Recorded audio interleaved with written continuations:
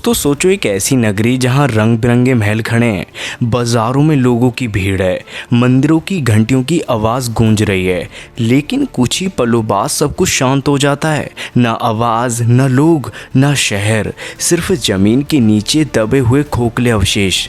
आज की इस वीडियो में हम चलेंगे एक मिस्टिकल जर्नी पर, भारत के उन शहरों की तरफ जो कभी दुनिया के लिए शान और ज्ञान का केंद्र थे, लेकिन आज सिर्फ खामोशी और राज छोड़ गए हैं। नंबर 1, द्वारका, श्री कृष्ण की नगरी।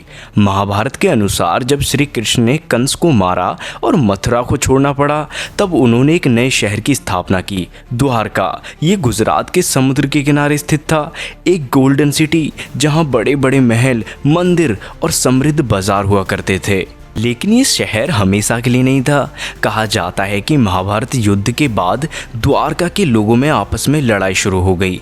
श्री कृष्ण के देहांत के कुछ ही समय बाद समुद्र ने पूरे शहर को निगल लिया। अब सवाल ये था, क्या द्वारका सिर्फ एक पुरानी कहानी है या वास्तव में ऐसा कोई शहर था? इसका जवाब मिला 1980s में, जब आर्कियोलॉजिस्ट SR राव की टीम ने गुजरात के समुद्र में खोज किया।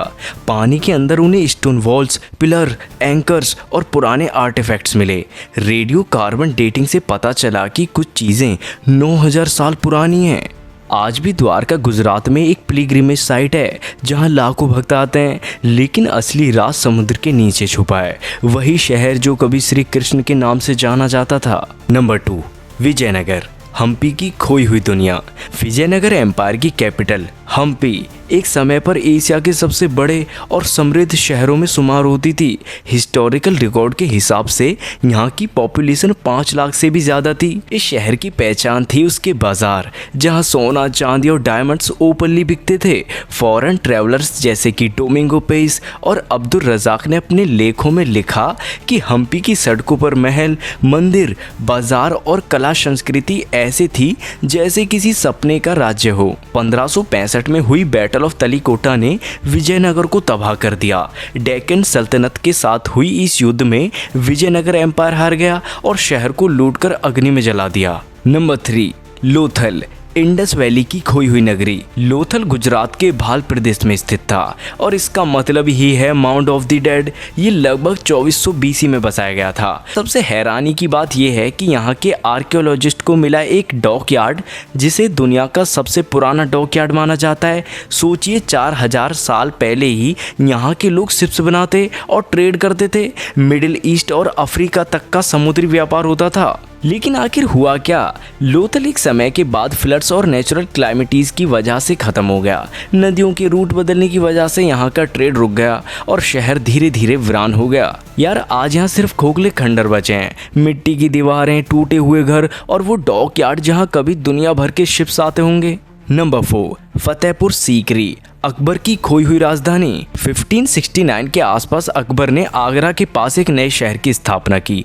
भाई शहर बनाया भी ऐसा कि दुनिया हैरान हो गई। यहाँ बने बुलंद दरवाज़ा, जामा मस्जिद, दीवाने खास और अनूप तालाब मुगल आर्किटेक्चर के शाहकार माने जाते हैं। लेकिन दोस्तों जितनी तेज़ी से ये शहर बना उतनी तेज़ी से ख़त्म भी हो गया। सिर्फ 15-20 साल के अंदर अकबर ने इसे छोड़ दिया और कैपिटल वापस दिल्ली और आगरा शिफ्ट कर ली। पर सवाल है आखिर क्यों?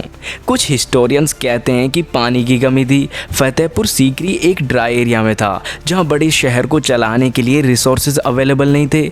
दूसरे हिस्टोरियंस कहते हैं कि पॉलिटिकल रीजंस और नॉर्थ वेस्ट फ्रंटियर की सिक्योरिटी इश्यूज की वजह से अकबर को राजधानी शिफ्ट करनी पड़ी।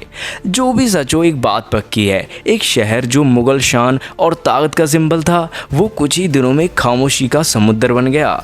ये सभी शहर हमें एक सबक देते हैं, चाहे कितना भी शक्तिशाली साम्राज्य क्यों ना हो, समय, प्रकृति और इंसान की लालच के सामने सब कुछ बिखर जाता है। दोस्तों भारत की खोई हुई नगरियाँ सिर्फ मिट्टी के अवशेष नहीं हैं, बल्कि एक आईना है जिसमें हम अपना अतीत देख सकते हैं और अपने भविष्य को समझ सकते हैं। तो अगली बार जब आप किसी हिस्टोरिकल प्लेस पर जाओ या कोई खंडर देखो तो सोचना, यहाँ कभी जिंदगी धड़कती थी, लोग हंसते थे, बाजार सस्ते थे, लेकिन आज वही जगह सिर्फ पत्थर और खामोशी बनकर रह गई है। और शायद इसी में छुपा है इंसानियत का सबसे बड़ा राज, कि कुछ भी हमेशा के लिए परमानेंट नहीं है।